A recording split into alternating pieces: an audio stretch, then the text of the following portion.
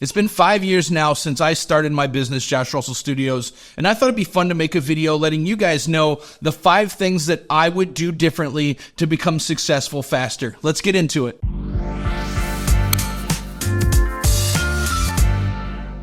So I thought it'd be fun to make a video based around the fact that I've been in business now for 5 years. 4 of those years, I have been running a 6-figure photography business, but I could be doing more. I could be making more. I could be more successful. And I'm always hungry to get to that point. And what I want to do in this video is I want to actually talk about the 5 things that I would do different to be successful faster. And what I hope from this video is it'll actually help you become successful faster if you're just starting a business or looking to get to that next step in your photography business. So I'm not going to waste a lot of time. I want to get right into it, and I want to talk about the 5 things that I would do differently if I were to start my business today in 2024. So the first thing that I would do, and it's something that I preach and tell all of my students on the Photog Nation, is invest in education earlier.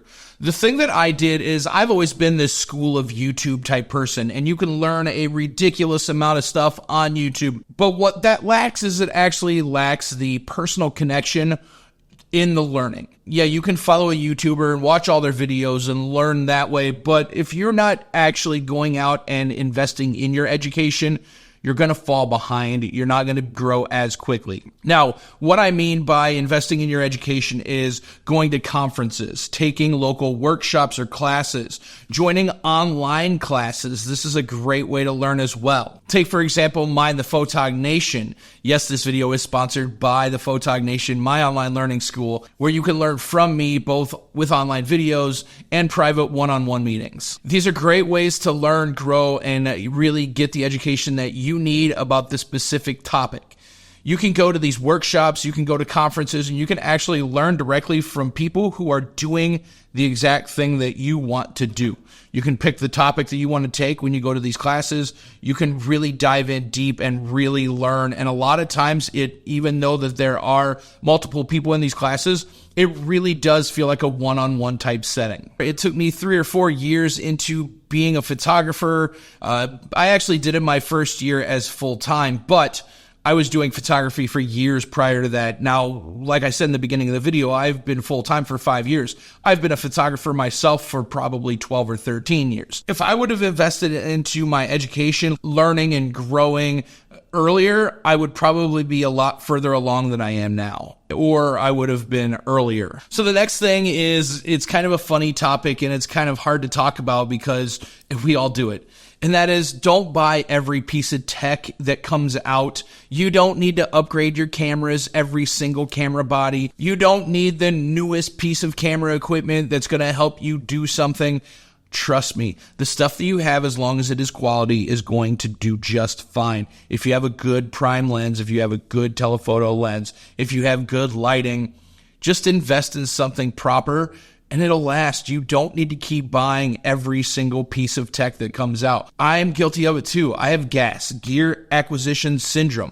It is a serious thing. Every time I see something new come out, I'm like, I need to get that. I need that new flash. I need that new reflector. I need the newest drone. I need the newest camera. Now, yes, there are reasons to buy this new stuff. It really does help in your growth, but you don't need to automatically buy something as soon as you get money in your account, or like I am, where I'm already shopping prior to getting the money, and then I just have to hope that I get the session.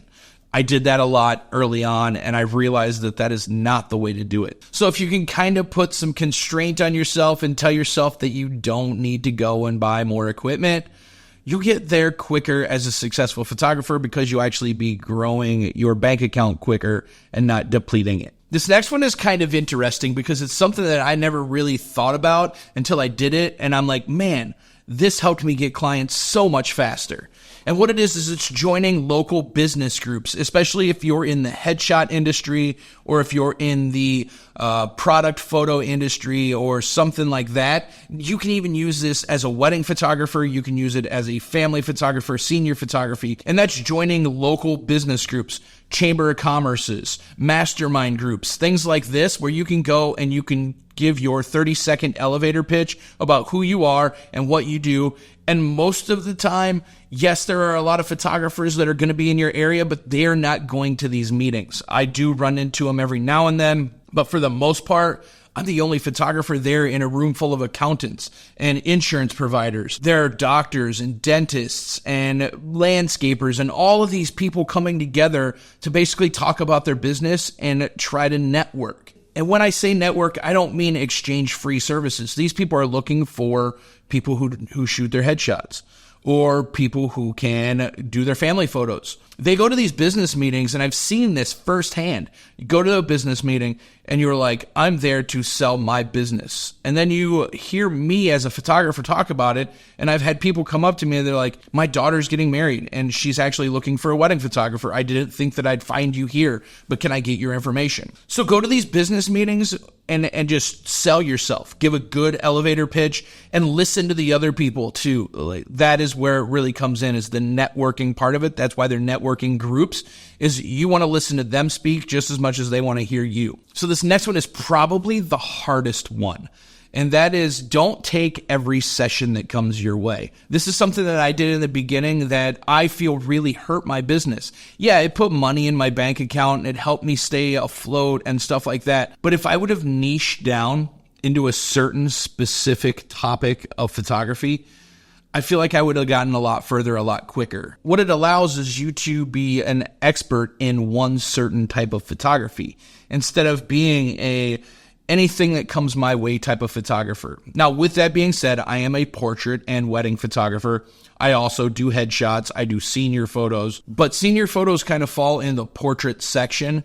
But I also do headshots, like I said, and weddings and portraits and product photos if they need. But I specialize in portraits and weddings. The other stuff is kind of just a service that I offer. I do family photos and I do some boudoir as well, but I don't advertise those. I only take those if they come looking for me specifically, like, hey, we want you to shoot it and we're not taking no for an answer. We don't want to look for anybody else, anything like that. I guess what I'm saying is you shouldn't take every session, because what it's going to allow you to do is it's going to allow you to kind of hone in on whichever niche you want to be and really specialize and be an expert in that. Because when you can do that, that's when clients start taking you seriously. They can say that, oh, I need headshots. I'm going to the only headshot photographer that matters. Or I'm getting married. I'm going to the only photographer that I feel is worth it. So if you niche down, it's going to help you simplify the amount of random inquiries that come in. Now, every now and then, if you want to shoot something else, go ahead. I'm not saying that you can't shoot other niches. I'm just saying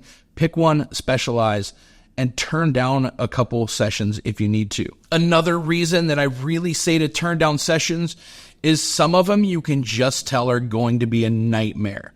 And I've done them. I've taken the nightmare sessions and I'm still like, oh, I'll go ahead and do it. The money is good, but it seems like it's going to be a hassle. The money can always come from other sources. You'll be much happier if you don't take those ones that you're kind of like, man, this might not be a fun ride. If you don't take those, the money will come from somewhere else. Don't worry about it. And the last one that I want to talk about, and I know you guys are going to hate me for it. You always do. You always talk smack, but I should have started content creating way earlier. And you should too. You should be creating content. You should be making behind the scenes videos. You should be making these little tutorial videos if you can, if you know something that you feel like you can teach someone else. You should be making educational, like FAQ videos where you're answering the questions that you hear from clients, stuff like that. These are things that can be put on your website, that can be used in your social media. This is marketing. You can use all of this stuff for marketing, and you don't have to spend thousands of dollars on video and audio equipment like I do.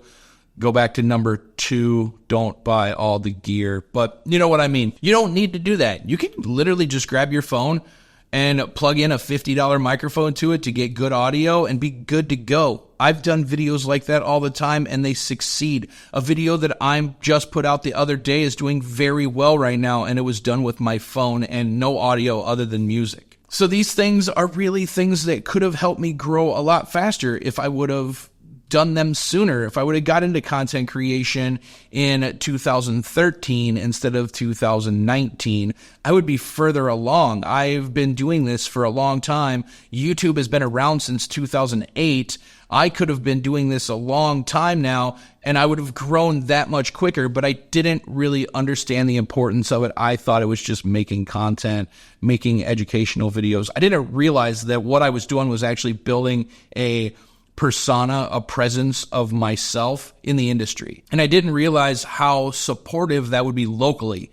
I was always thinking about how good it would make me on the broad spectrum as far as teaching on worldwide, nationwide, however you want to look at it. I didn't realize that creating this content that I make, that I put online, would also help me get clients locally too. So I think that these things are the things that I would change if I started over again, what I would do faster, what I would really do. Now, I know that there's a lot more that could be said about growing your business and what you could do as far as the specifics of starting a business, but these are the 5 things that I thought that really helped me grow that I wish that I would have done sooner. And I hope that these help you. Do me a favor, leave a comment down below and let me know what you wish you started sooner, or if you're just starting, what you have decided is the most important thing to you. And once you're done with that, make sure you subscribe to my channel because I release videos like this all the time, kind of like this one, and I think this one will help you for sure. So go ahead, check it out, and I'll see you in the next video. Peace.